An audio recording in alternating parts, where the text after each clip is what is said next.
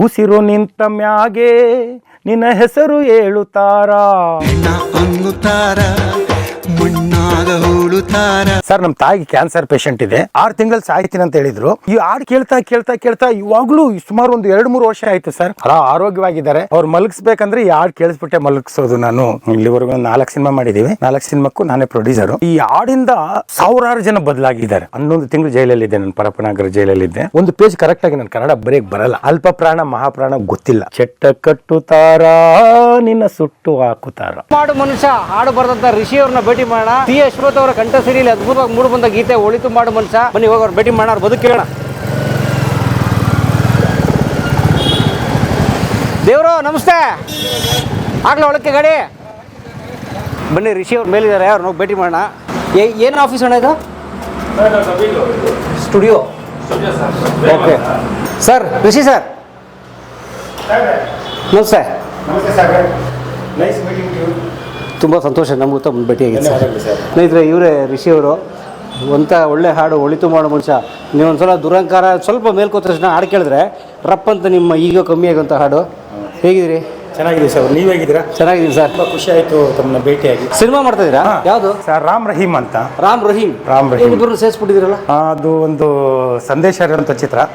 ಈಗಿನ ಒಂದು ವಾಸ್ತವ ಒಂದು ಸಿಚುವೇಶನ್ಗೆ ಅದು ತುಂಬಾ ಅವಶ್ಯಕತೆ ಇದೆ. ಇಲ್ಲಿ ಕಂಪ್ಲೀಟ್ ಆಗಿದೆ, ಎಡಿಟಿಂಗ್ ನಡೀತಾ ಇದೆ. ನೋಡಿ ನೋಡಿ, ಇಲ್ಲಿ ಇವರು ಕುಮಾರ್ ಅಂತ ಎಡಿಟ್ರು. ಸರ್ ನಮಸ್ತೆ. ನಮಸ್ಕಾರ. ಬರ್ಬೋದು? ಓಕೆ, ಹೋಗಿ ಹೋಗಿ.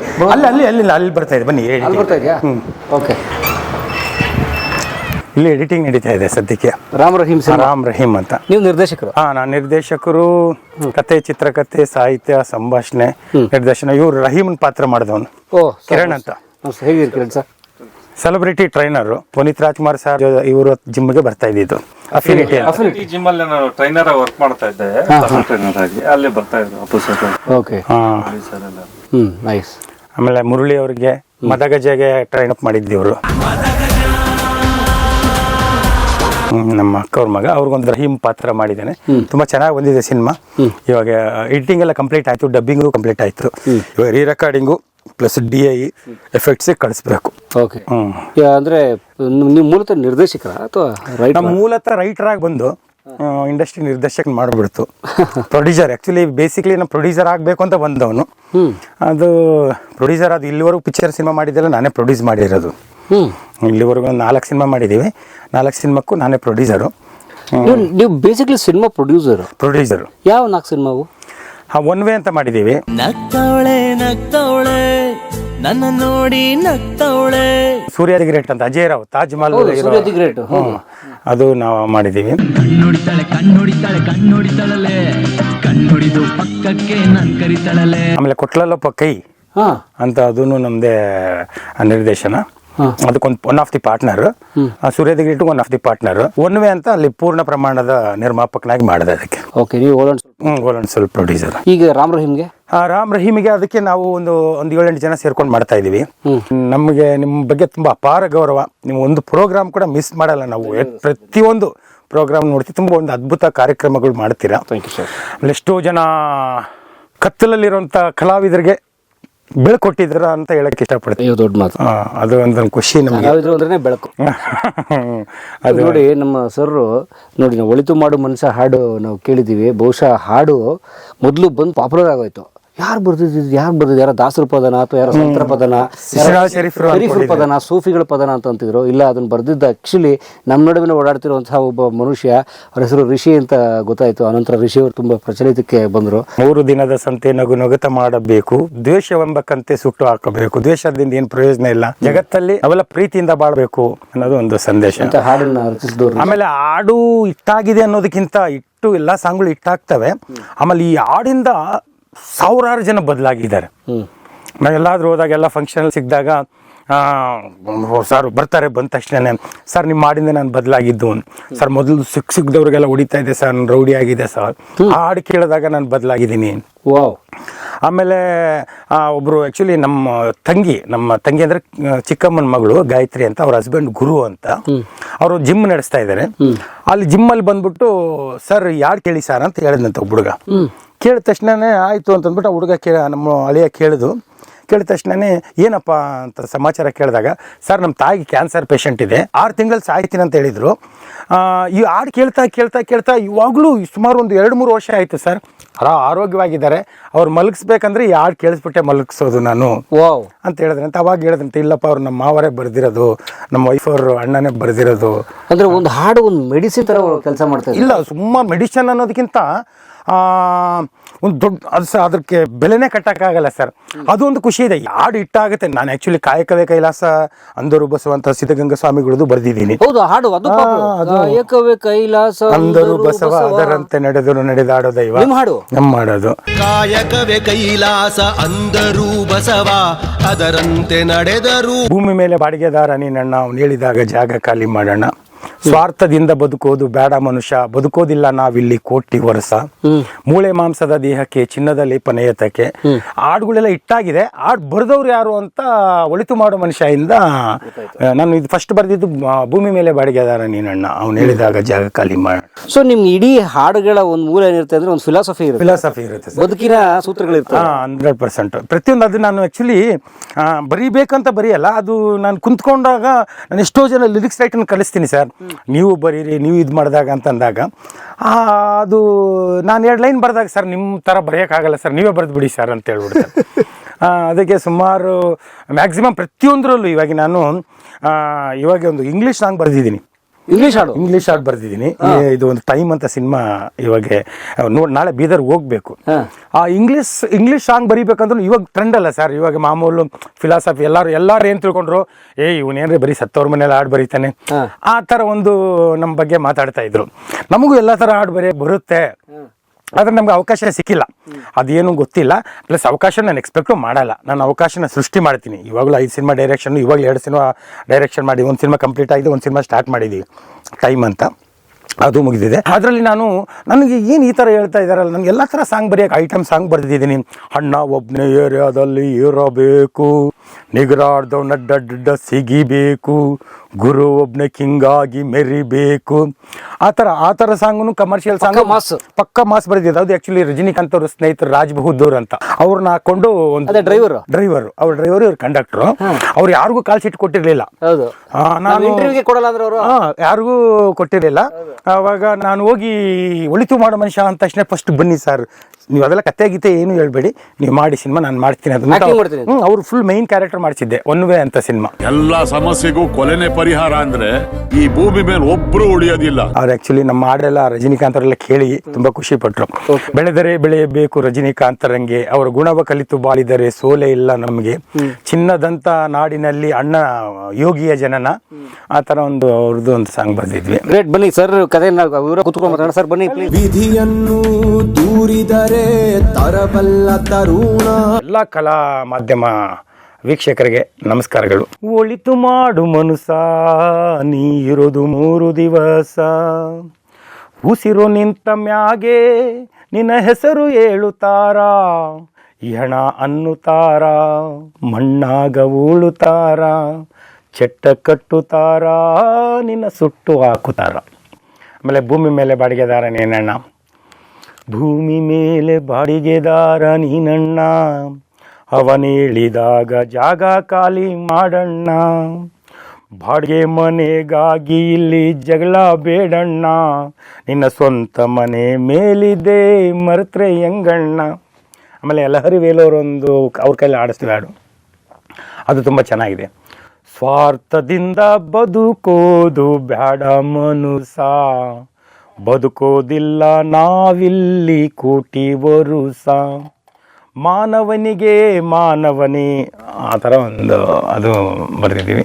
ಸುಮಾರು ಎಲ್ಲ ನಾವು ಆಲ್ಮೋಸ್ಟ್ ಸಾಂಗ್ಗಳಲ್ಲಿ ನೀವು ಈ ಐಟಮ್ ಸಾಂಗ್ ಬರೆದ್ರು ಅದರಲ್ಲೂ ಕೂಡ ನಾವು ಒಂದು ಫಿಲಾಸಫಿಗೆ ಹೋಗ್ಬಿಡುತ್ತೆ, ನಮ್ಗೆ ಗೊತ್ತಿಲ್ದಂಗೆ ಆ ಲೈನ್ಸ್ಗಳು ಅಲ್ಲಿ ಹೋಗ್ಬಿಡುತ್ತೆ ಸರ್. ಓಕೆ. ನಾನು ಆ್ಯಕ್ಚುಲಿ ನನ್ನ ಹಿನ್ನೆಲೆ ಕೇಳೋದಕ್ಕಿಂತ ಮುಂಚೆ ನಾನು ಒಬ್ಬ ವ್ಯಕ್ತಿಗೆ ತುಂಬ ಥ್ಯಾಂಕ್ಸ್ ಹೇಳಬೇಕು. ಆರ್ ರಂಗನಾಥ್ ಅವ್ರಿಗೆ ನಾನು ಸಾಯೋವರೆಗೂ ಚಿರುಋಣಿ ಆಗಿರಬೇಕು. ಕಾರಣ ಏನಂತಂದರೆ, ನಾನು ಜೈಲಿಂದ ಬಂದ ತಕ್ಷಣವೇ ನಾನು ಮಧುರ ಅವರು ನಾವು ಒಂದು ಅದ್ಭುತ ಕಾನ್ಸೆಪ್ಟ್ ಮಾಡಬೇಕು. 11 ತಿಂಗಳು ಜೈಲಲ್ಲಿದ್ದೆ, ನಾನು ಪರಪ್ಪನಗರ ಜೈಲಲ್ಲಿದ್ದೆ.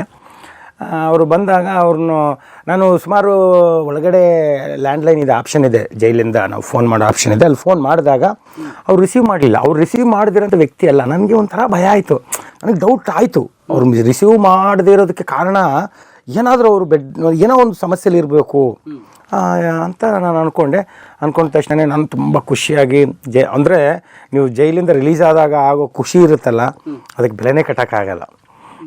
ತುಂಬ ಖುಷಿಯಿಂದ ನಾನು ಓಕೆ ಮಧುರ ಅವ್ರನ್ನ ಮೀಟ್ ಮಾಡಬೇಕು. ಮಧುರ ಅವರು ಅಂದರೆ ಒಳಿತು ಮಾಡೋ ಮನುಷ್ಯ ಇರೋದು 3 ದಿವಸಕ್ಕೆ ಕಂಪೋಸರು, ಮ್ಯೂಸಿಕ್ ಡೈರೆಕ್ಟ್ರು. ಅವ್ರದ್ದು ನಮ್ಮದು ಅಂಡರ್ಸ್ಟ್ಯಾಂಡಿಂಗು, ಕೆಮಿಸ್ಟ್ರಿ ತುಂಬ ಚೆನ್ನಾಗಿತ್ತು. ಇನ್ನೂ ಅದ್ಭುತ ಸಾಂಗ್, ನಾನು ಜೈಲಲ್ಲಿ ಒಳ್ಳೊಳ್ಳೆ ಸಾಂಗ್ಗಳೆಲ್ಲ ಬರೆದಿದ್ದೆ, ಮಾಡಬೇಕು ಅಂತ ನಾನು ಬಂದು ಅವ್ರಿಗೆ ಫೋನ್ ಮಾಡ್ತೀನಿ. ಅವ್ರು ಮಿಸಸ್ ರಿಸೀವ್ ಮಾಡಿ, ಇಲ್ಲ ಅವ್ರು ಮಧುರ ಅವ್ರು ಹೋಗಿ 6 ತಿಂಗಳಾಯಿತು ಅಂತ. ನನಗೆ ಒಂಥರ ಪ್ರಪಂಚನೇ ತಲೆ ಕೆಳಗೆ, ಆಕಾಶನೇ ತಲೆ ಮೇಲೆ ಬಿದ್ದಂಗೆ ಆಯಿತು. ಏನು ಈ ಥರ ಆಯ್ತಲ್ಲ ಅಂತಂದ್ಬಿಟ್ಟು ಯೋಚನೆ ಮಾಡ್ತಾಯಿದ್ದೆ. ಆಮೇಲೆ ನಮ್ಮದು ಶ್ರೀ ಗುರು ಅಂತ ಮ್ಯೂಸಿಕ್ ಡೈರೆಕ್ಟರ್ ಇದ್ದಾರೆ, ಅವ್ರಿಗೆ ಹೇಳಿದೆ ಈ ಥರ ನೋಡಿ ಇವರು ಆದರು, ನಮ್ಗೆ ಅಶ್ವಥ್ ಅವರು ಇಲ್ಲ, ಒಳಿತು ಮಾಡೋ ಮನುಷ್ಯ ಆಡಿದವರು, ಆಮೇಲೆ ಕಂಪೋಸರು ಇಲ್ಲ, ನಮ್ಗೆ ಈ ಥರ ಜೈಲಿಂದ ಬಂದು ಇವಾಗ ಬಂದಿದ್ದೀವಿ, ಏನು ಈ ಥರ ಆಯಿತು ನಮ್ಮ ಜೀವನ ಅಂತಂದಾಗ ಅವರು ಒಂದು ಫೇಸ್ಬುಕ್ಕಲ್ಲಿ ಅವರು ಎಲ್ಲ ಬರೆದು ನೋಡಿ ಈ ಥರ ಒಳಿತು ಮಾಡೋ ಮನುಷ್ಯ ಜೈಲಿಗೆ ಹೋಗಿದ್ದ, 11 ತಿಂಗಳಲ್ಲಿದ್ದರು, ಈ ಥರ ಮಧುರ ಅವ್ರು ಇಲ್ಲ, ಅಶ್ವಥ್ ಅವರು ಇಲ್ಲ ಅಂತ ಬರೆದಾಗ ಪಬ್ಲಿಕ್ ಟಿವಿ ಅವರೊಬ್ಬರು ರಿಪೋರ್ಟರ್ ನೋಡ್ಬಿಟ್ಟು ಅದನ್ನು ನಾನು ಕಾಂಟ್ಯಾಕ್ಟ್ ಮಾಡಿದ್ರು. ಕಾಂಟ್ಯಾಕ್ಟ್ ಮಾಡಿದಾಗ ನ್ಯೂಸಲ್ಲಿ 1 ನಿಮಿಷನೋ 1.5 ನಿಮಿಷನೋ ಅವರು ಈ ಸ್ಟೋರಿ ಮಾಡಿದ್ರು. ಸ್ಟೋರಿ ಮಾಡಿದಾಗ ಈ ಥರ ನಮ್ಮ ಬಗ್ಗೆ 1.5 ನಿಮಿಷ 2 ನಿಮಿಷ ಮಾಡಿದ್ರು. ಆಮೇಲೆ ಸಭಾ ಅನ್ನೋರು ಇಂಟರ್ವ್ಯೂ ಮಾಡಿದ್ರು, ನಾನು ಲೈವ್ ಅವರು ಸ್ಟುಡಿಯೋ ಕರೆಸ್ಬಿಟ್ಟು ಇಂಟರ್ವ್ಯೂ ಮಾಡಿದ್ರು, ಹೆಂಗೆ ಬಂತು ಸಾಂಗು, ಅದನ್ನು ಹುಟ್ಟಿದ ಕಾರಣ ಎಲ್ಲ ಇಂಟರ್ವ್ಯೂ ಮಾಡಿದ್ರು. ಈ ಥರ ನೀವು ಯಾಕೆ ಜೈಲಿಗೆ ಹೋದ್ರಿಲ್ಲ, ನಾನೆಲ್ಲ ರೀಸನ್ ಹೇಳಿದೆ. ಆಮೇಲೆ ರಂಗನಾಥ್ ಸರ್ ಫೋನ್ ಮಾಡಿಬಿಟ್ಟು ಇವ್ರು ಮಾಡಿಬಿಟ್ಟು ರಂಗನಾಥ್ ಸರ್ ನಿಮ್ಮನ್ನು ಮೀಟ್ ಮಾಡಬೇಕು. ನಾನು ಅವ್ರ ದೊಡ್ಡ ಅಭಿಮಾನಿ, ರಂಗನಾಥ್ ಅವರ ಅಭಿಮಾನಿ ನಾನು. ಅವ್ರು ಏನು ಅಂತ ಹೇಳ್ಬೇಕು, ಮೀಟ್ ಮಾಡ್ಬೇಕಂದಾಗ ನೀವು ಬರಬೇಕು 8 ಗಂಟೆಗೆ ಬರಬೇಕಂದಾಗ 9 ಗಂಟೆಗೆ ಪ್ರೈಮ್ ಟೈಮ್ ಅವ್ರದ್ದು.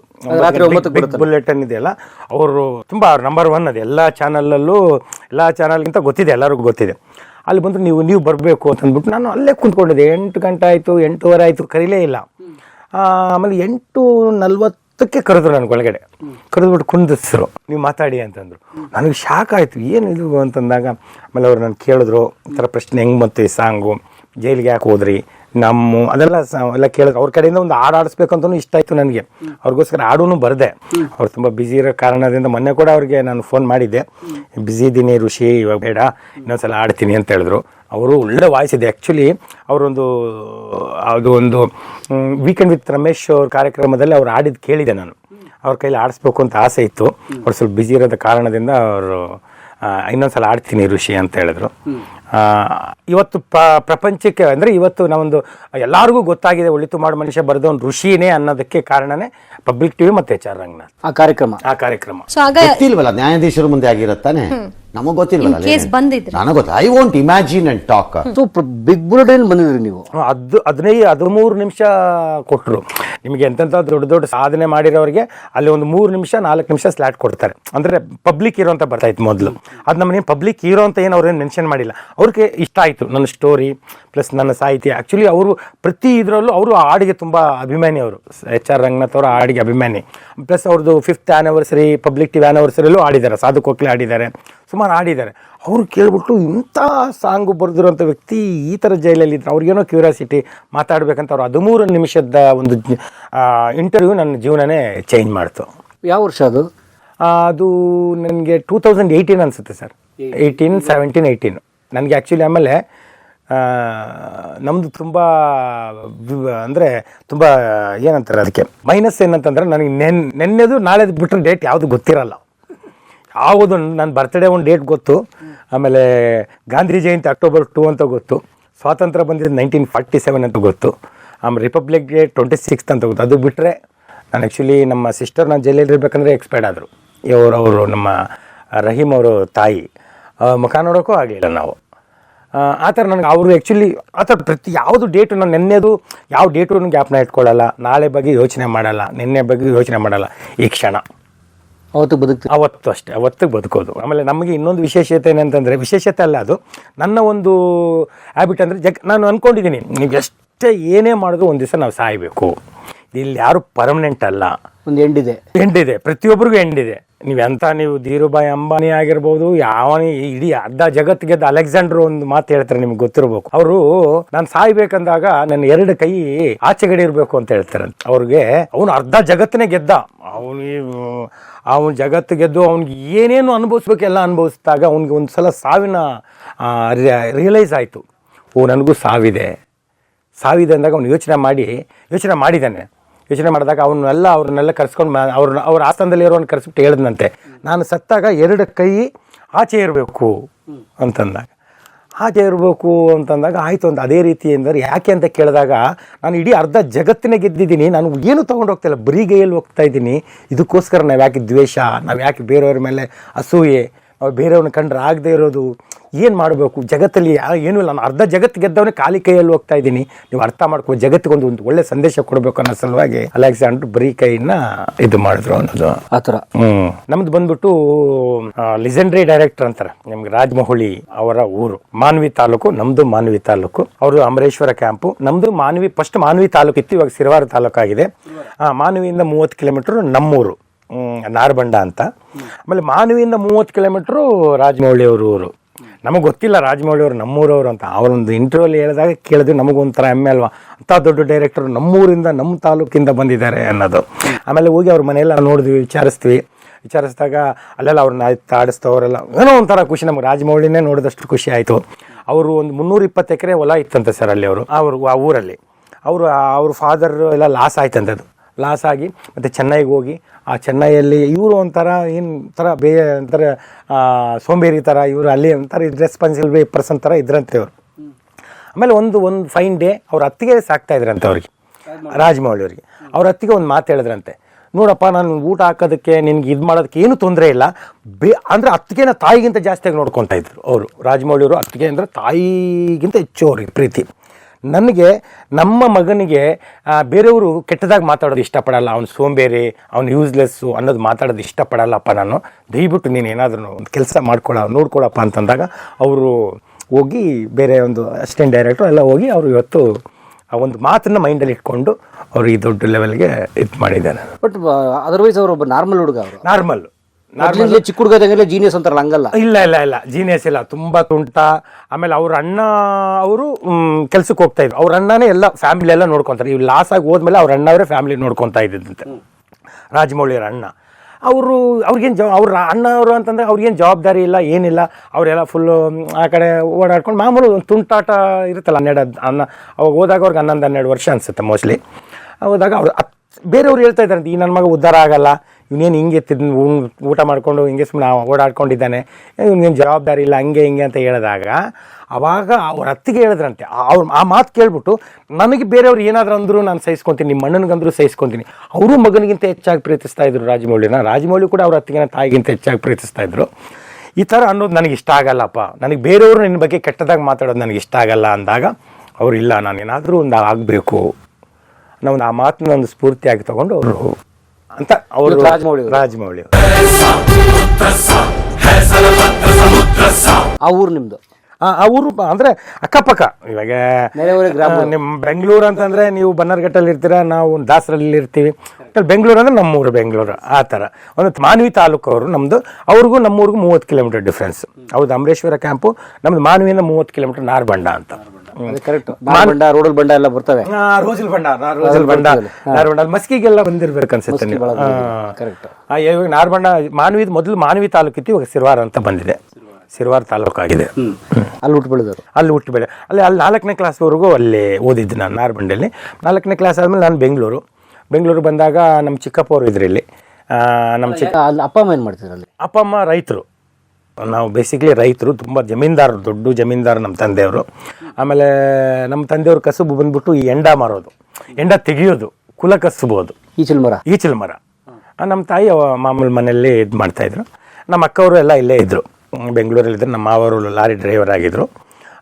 ನಮ್ಮ ಚಿಕ್ಕಪ್ಪನ ಮನೆಗೆ ಬಂದಾಗ ನಮ್ಮ ಅಕ್ಕವರು ಇಲ್ಲಿ ನಮ್ಮ ಜೊತೆಲೇ ಅಂತ ನಮ್ಮ ಜೊತೆಲೇ ಕರ್ಕೊಂಡು ಇವಾಗ ನಮ್ಮನ್ನು ಇಲ್ಲಿವರೆಗೂ ಸಾಕಿದ್ದು, ಇಲ್ಲಿವರೆಗೂ ಎಲ್ಲ ನೋಡಿದ್ದು ನಮ್ಮ ಅಕ್ಕವರೇ.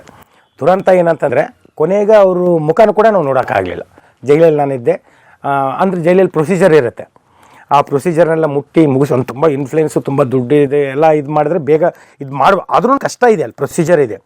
ಅದು ನೋಡೋಕ್ಕಾಗಲಿಲ್ಲ. ಅದೊಂದು ನಮಗೆ ನೋಡೋಕ್ಕಾಗದಿರೋದು ಒಂದು ಸಲ ನನಗೆ ಖುಷಿ ಅನಿಸುತ್ತೆ, ಇನ್ನೋರು ಬದುಕಿದ್ದಾರೆ, ನಮ್ಗೆ ಸತ್ತಿಲ್ಲ ಅನ್ನೋದು ಒಂದು ಫೀಲ್ ಇದೆ. ಸ್ವಂತ ಅಕ್ಕ. ಆಮೇಲೆ ನಾವು ಇಬ್ಬರೇ, ನಮ್ಮ ಅಕ್ಕ ನಾವು ಇಬ್ಬರೇ ನಮ್ಮ ತಂದೆ ತಾಯಿಗೆ ಮಕ್ಕಳು. ತುಂಬಾ ಅವ್ರು ನಮ್ಮ ತಂದೆಗಿಂತ ಗ್ರೇಟ್ ಅವರು. ನಮ್ಮ ತಂದೆ ತಾಯಿ ಅವರು ಎಕ್ಸ್ಪರ್ಟ್ ಆದಾಗಲೂ ನನಗೇನು ಅನಿಸಿಲ್ಲ. ನಮ್ಮ ತಂದೆ ಚಿಕ್ಕ ವಯಸ್ಸಲ್ಲಿ ನಾನು 10 ವರ್ಷ ಆದಾಗಲೂ ನನಗೇನು ಇದು ಆಗಲಿಲ್ಲ. ಆದರೆ ಇವರು ಎಕ್ಸ್ಪೈರ್ಡ್ ಆದಾಗ ಅಂದರೆ ಅವ್ರು ಫುಲ್ಲು ನಮಗೆ ಅವ್ರ ಬಗ್ಗೆ ನಾವು ಎಕ್ಸ್ಪ್ಲೈನ್ ಮಾಡೋಕ್ಕೆ ಆಗಲ್ಲ. ಅವ್ರಿಗೆ ಕೆಟ್ಟದ್ದು ಅಂದರೆ ಏನೂ ಗೊತ್ತೇ ಇಲ್ಲ, ತುಂಬಾ ಮುಗ್ದು ಇವಾಗಲೂ ಮಗು ಥರ ಇದ್ದರು ಅವರು. ಅವ್ರನ್ನ ನಾವು ಜೈಲಲ್ಲಿದ್ದಾಗ ಕಳ್ಕೊಂಡ್ವಿ. ಅದು ನೋಡೋಕ್ಕಾಗಲಿಲ್ಲ ಅನ್ನೋದೊಂದು ಬೇಜಾರಿದೆ. ಒಂದು ಸಲ ಯೋಚನೆ ಮಾಡಿದಾಗ ನಿಜವಾಗ್ಲೂ ಅವ್ರು ಇವಾಗ ಅವ್ರು ಹೋಗಿದ್ದಾರೆ, ನಮ್ಮನ್ನು ಬಿಟ್ಟು ಹೋಗಿದ್ದಾರೆ ಅಂತ ಫೀಲೇ ಇಲ್ಲ. ಅದು ಸತ್ತಿರೋದು ಆ ಡೆಡ್ ಬಾಡಿದು ಇದೆಲ್ಲ ನೋಡಿದಾಗ ಒಂದು ಅನಿಸುತ್ತೆ, ನಾವು ಅವ್ರ ಫೋಟೋನ ನಾನು ಇದುವರೆಗೂ ನೋಡೋಕ್ಕೆ ಇಷ್ಟಪಡಲ್ಲ. ಇದುವರೆಗೂ ಅವ್ರ ಫೋಟೋ ಯಾರಾದ್ರೂ ಎಲ್ಲ ನೋಡಿದಾಗ ನನಗೊಂಥರ ಇದಾಗ್ಬಿಡುತ್ತೆ, ಒಂಥರ ಫೀಲ್ ಆಗುತ್ತೆ. ನಿಮ್ಮ ಮನಸ್ಸಲ್ಲಿ ಇನ್ನೂ ಇನ್ನೂ ಇದೆ, ಅವ್ರು ಇನ್ನೂ ಜೀವಂತವಾಗಿದ್ದಾರೆ. ಸೊ ನೀವು 4ನೇ ಕ್ಲಾಸ್ವರೆಗೂ ಅಲ್ಲಿ ಓದಿ ಆಮೇಲೆ ಈ ಕಡೆ ಬಂದು? ಆಮೇಲೆ ಈ ಕಡೆ 4ನೇ ಯಾಕೆ ಬಂದ್ರಿ ಈ ಕಡೆಗೆ? ಅದೇ ಸರ್, ಇಲ್ಲಿ ಆ್ಯಕ್ಚುಲಿ ನಾವು ಗೊತ್ತಲ್ಲ ಅಲ್ಲಿ ಅಲ್ಲಿ ಇಲ್ಲಿ ರೋಡಲ್ಲಿ ಅಂದರೆ ಆ ಮರಕ್ಕೆ ಹೋಗೋದು, ಈ ಮರಕ್ಕೆ ಹೋಗೋದು, ಈಜಾಡಕ್ಕೆ ಹೋಗೋದು, ಇದು ಮಾಡೋದು ಗೊತ್ತಲ್ಲ.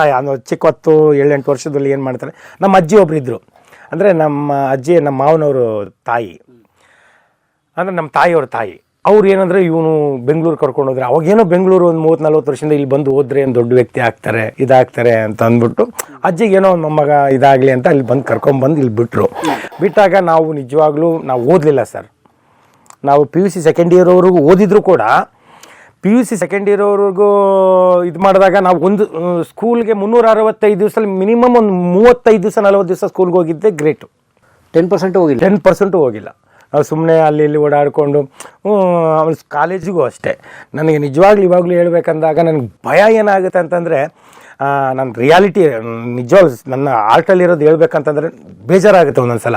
ಯಾಕೆ ಬೇಜಾರಾಗುತ್ತೆ ಅಂದರೆ, ಆ ಒಳಿತು ಮಾಡೋ ಮನುಷ್ಯ ಹಾಡು ಕೇಳೋದ ತಕ್ಷಣ ಅವರು ಯಾವುದೋ ಸಂತ ಶಿಶುನಾಳ ಶರೀಫ್ರಿಗೆ ಹೋಲಿಸ್ತಾರೆ. ಅಪ್ಪ ಊರೆಲ್ಲಿ ನಾವೆಲ್ಲಿ. ನಾನು ಅಂಥ ಅದ್ಭುತ ಸಾಂಗು ನಾನು ಯಾವತ್ತೂ ಅನಿಸಿಲ್ಲ. ನಾನು ಒಳಿತು ಮಾಡೋ ಮನುಷ್ಯ ಬರೆದಿದ್ದೀನಿ ಅಂತ ನಾನು ಯಾವತ್ತೂ ಅಂದ್ಕೊಂಡಿಲ್ಲ. ಯಾರಾದರೂ ನಿಮ್ಮಂಥವ್ರು ಏನು ಸರ್ ಅಂಥ ಸಾಂಗ್ ಬರೆದಿದ್ರೆ ಹೌದಲ್ಲ, ಆವಾಗ ಮಾತ್ರ ಇದಾಗುತ್ತೆ. ಅಲ್ಲಿವರೆಗೂ ನಾನು ಒಳಿತು ಮಾಡೋ ಮನುಷ್ಯ ಬರೆದಿದ್ದೀನಿ, ಅದು ಕಾಯಕಬೇಕ ಅದೆಲ್ಲ ಏನು ನನಗೆ ಅನಿಸೋದೇ ಇಲ್ಲ. ಸಂತ ಶಿಶುನಾಳ ಶರೀಫ್ರಿಗೆ ಹೋಲಿಸಿದಾಗ ನನಗೆ ತುಂಬಾ ಭಯ ಆಗುತ್ತೆ. ಯಾಕೆ ಭಯ ಆಗುತ್ತೆ ಅಂದರೆ ಸರ್, ನಾನು ನಿಜವಾಗ್ಲೂ ಸರ್ ಸತ್ಯವಾದ ಮಾತು ಎಲ್ಲಿ ಹೇಳ್ತೀನಿ. ಒಂದು ಪೇಜ್ ಕರೆಕ್ಟಾಗಿ ನಾನು ಕನ್ನಡ ಬರೆಯೋಕ್ಕೆ ಬರಲ್ಲ. ಅಲ್ಪ ಪ್ರಾಣ ಮಹಾಪ್ರಾಣ ಗೊತ್ತಿಲ್ಲ, ಆಕಾರನೂ ಗೊತ್ತಿಲ್ಲ. ಇವಾಗೂ ಸ್ವಲ್ಪ ಇದು ಮಾಡ್ತಾಯಿದ್ದೀನಿ. ನಾನು ಎಲ್ಲರೂ ಈ ಥರ ಸರ್ ಏನು ಸಾಹಿತ್ಯ ಸರ್, ಅವ್ರು ಬರೋ ತಿಳ್ಕೊತಾರೆ ನನ್ನ ಕವಿಗೋಷ್ಠಿ. ನೀವು ಒಂದು ಮೆಸೇಜ್ ಮಾಡಿದಿರಿ, ಅಲ್ಲಿ ಏನು ಕವಿಗೋಷ್ಠಿ, ಅಲ್ಲಿ ಏನು ಬಂದು ಮಾತಾಡ್ಬೇಕು, ಏನು ಮಾಡ್ಬೇಕು, ನನಗೆ ಯಾಕೆ ಆ ಥರ. ಇವಾಗ ನೀವು ಇಂಟರ್ವ್ಯೂಗೂ ಕರೆದು, ನನಗೆ ಸುಮಾರು ಜನ ಇಂಟರ್ವ್ಯೂ ಕರೆದಾಗ್ಲೂ ಭಯ ಆಗುತ್ತೆ. ನಾನು ಏನು ಸಾಧನೆ ಮಾಡಿದ್ದೀನಿ, ಏನು ಮಾಡಿ ನೀವು ಹೇಳಿದ್ರಿ ಅಂದರೆ ಅದು ಒಳ್ಳೆಯವರಿಂದ. ಇವಾಗ ನಾನು HR ರಂಗನಾಥ್ನ ಯಾಕೆ ನೆನೆಸ್ತಾ ಇದ್ದೀನಿ ಅಂತಂದರೆ, ಇವತ್ತು ನಾನು ಹೇಳ್ಬೇಕಂದ್ರೆ ಸತ್ಯವಾಗ್ಲೂ ಪಾಪ ಅವ್ರದ್ದೇನು, ನಾನು ಇವಾಗ ನನಗೆಲ್ಲ ದುಡ್ಡು ಬೇಕಂದ್ರೆ ಎಲ್ಲಿ ಹೋಗ್ತಾರೆ? ದುಡ್ಡು ಕೊಡೋರ ಹತ್ರ ಬ್ಯಾಂಕ್ಗೆ ಹೋಗ್ತಾರೆ. ನನ್ನ ದುಡ್ಡು ಏನಾದರೂ ಬೇಕಾದಾಗ, ನನಗೇನೋ ಕಷ್ಟ ಇದೆ, ನನಗೆ ಊಟಕ್ಕೆ ಬೇಕು, ನನಗೇನಕ್ಕೆ ಬೇಕಂದ್ರೆ ನಾನು ಸೀದಾ ಬಾರ್ಗೆ ಹೋಗ್ತೀನಿ ಸರ್. ಭೂಮಿ ಮೇಲೆ ಬಾಡಿಗೆದಾರ ನೀನಣ್ಣ.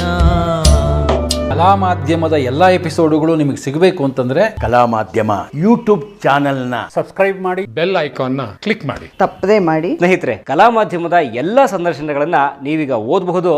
www.kalamadhyama.com ಈ ವೆಬ್ಸೈಟ್ಗೆ ವಿಸಿಟ್ ಮಾಡಿ, ಇಂಟರ್ವ್ಯೂಗಳನ್ನು ಓದಿ. ಓದುವ ಸಂಸ್ಕೃತಿ ಹೆಚ್ಚಾಗಲಿ. ಧನ್ಯವಾದ.